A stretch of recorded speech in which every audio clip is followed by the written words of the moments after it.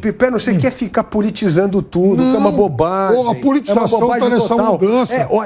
Eu vou trazer segunda-feira para você o tamanho do clipe que vai dar até o 24º andar do presidente Lula tentando interferir na política monetária brasileira. Ou você já esqueceu? Ele criticou muitas vezes a cabeça. Como é que vocês veem essa movimentação do presidente do Banco Central tentando transferir, então, de um para o Congresso, em Gustavo Segré? O Conselho Monetário Nacional está composto por 3 pessoas. A presidência do ministro da Economia, nesse caso agora o Haddad, também o planejamento, Simone Tebet, e o presidente do Banco Central, Campos Neto. Me dá a sensação do que ele está tentando é levar isso para o Congresso para tirar um pouco a ideologia, a possibilidade de críticas ideológicas sobre a sua gestão, ampliando a quantidade de pessoas, provavelmente que vão estar para auditar se o trabalho do Banco Central está sendo bem feito ou mal feito. É uma maneira criteriosa e, sobretudo, de preservação do seu currículo e do seu trabalho. Fala, Luiz Felipe Dávila. Eu concordo com o Segré. A história é o seguinte: se ficar focado só no Conselho Monetário Nacional, essa independência do Banco Central vai depender da volatilidade do jogo político. Já está à esquerda, já está à direita, um é mais favorável, outro é menos favorável à autonomia do Banco Central. E isso acaba, assim, respingando na formulação da política monetária no país. Então, o que essa PEC faz é justamente transferir a autoridade para o Congresso Nacional, onde o poder é muito mais difuso e, evidentemente, onde a independência do Banco Central será preservada.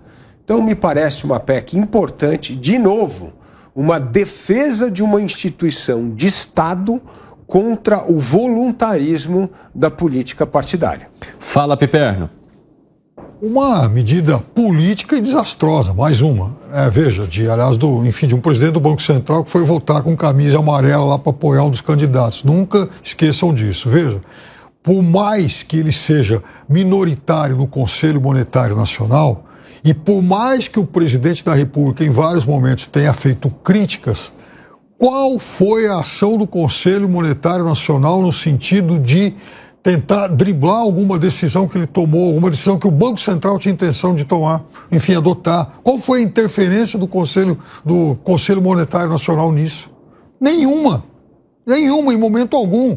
O placar seria de 2-1, mas pessoas que estão no Conselho Monetário Nacional sabem que elas provocariam um terremoto no mercado e, por tabela, um terremoto político se houvesse algum tipo de intervenção. Então, portanto, apesar de críticas que o presidente da República tenha feito, o Banco Central agiu com total independência e vai continuar assim. O que foi? Eu vi que o Gustavo Segré e o Dávila discordaram aqui. Por quê? Me parece que a visão que estamos tendo é muito curto-placista. Me dá a sensação de que o que o Campos Neto está tentando é preservar o trabalho de independência do Banco Central depois da saída eventual dele.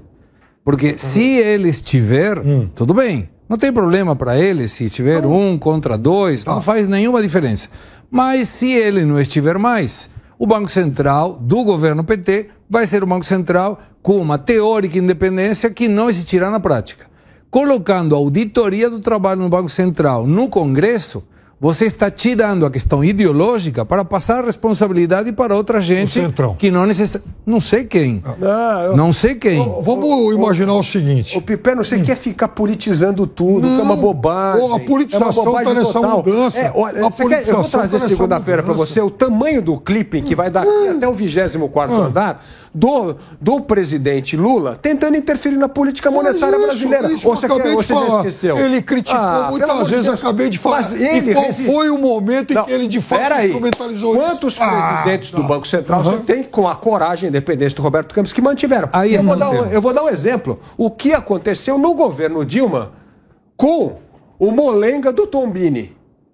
Cedeu à pressão política, a inflação disparou, a política monetária ficou subserviente à política partidária e foi um desastre para o Brasil. Então a gente tem que olhar o histórico das coisas, não pode ficar politizando uma olhar coisa o histórico das coisas, por exemplo.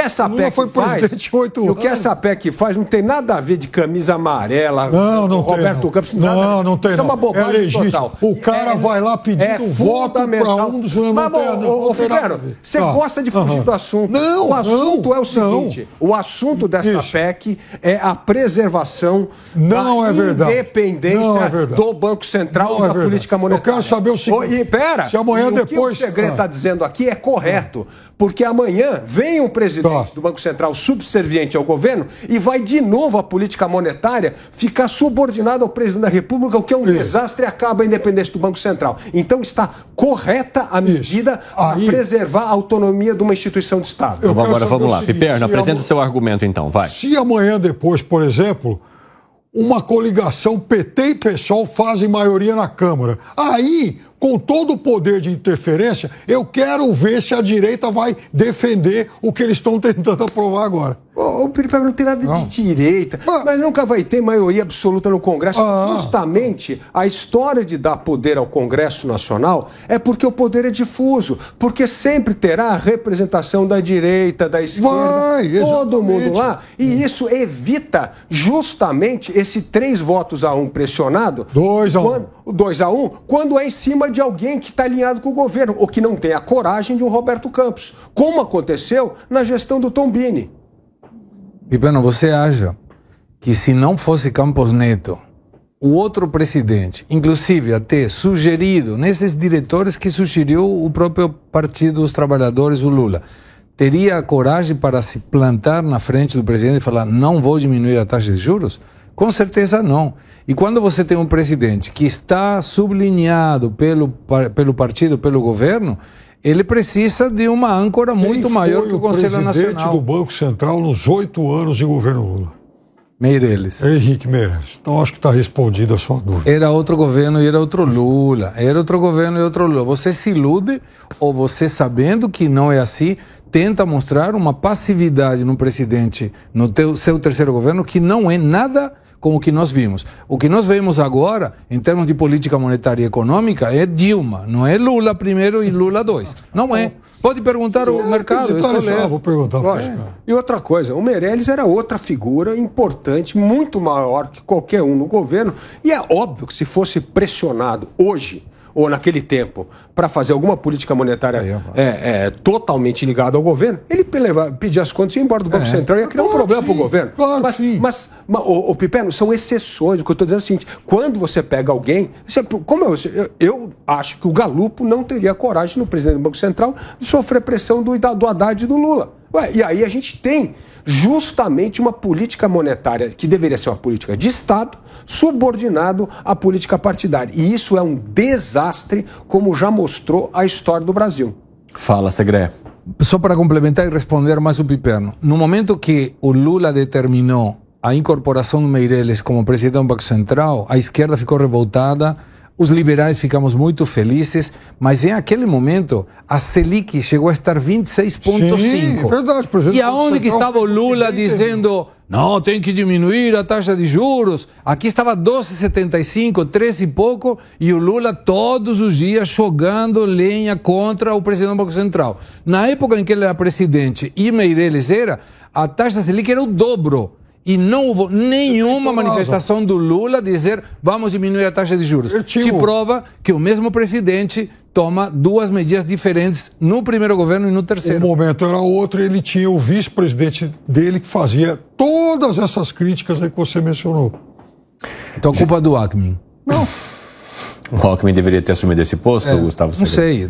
Não, o Lula fez as críticas que o Lula fez agora, as críticas que o Zé Alencar fazia antes. Mas a questão não é essa, não. A questão é que isso é gerido com responsabilidade. Quer dizer, ninguém vai para o Conselho Monetário Nacional para fazer molecagem, para fazer só o que o presidente manda. É mesmo? O que aconteceu no governo Dilma? Me conta. Mas vem cá, Dilma é Dilma, Lula é Lula. Não, mas o que eu estou dizendo é o seguinte, o que a gente tem que blindar é a política monetária da ingerência política. É isso que é independente do Banco Central. Passando lá para o Congresso. E quando não foi independente o Banco Central, que o Banco Central no Brasil tem uma longa história de dependência política, foi um desastre. Foi um desastre, não conseguiu conter a inflação, não teve uma política monetária completamente errática e prejudicial ao país, tanto que a gente demorou mais de 20 anos para sair do buraco inflacionário.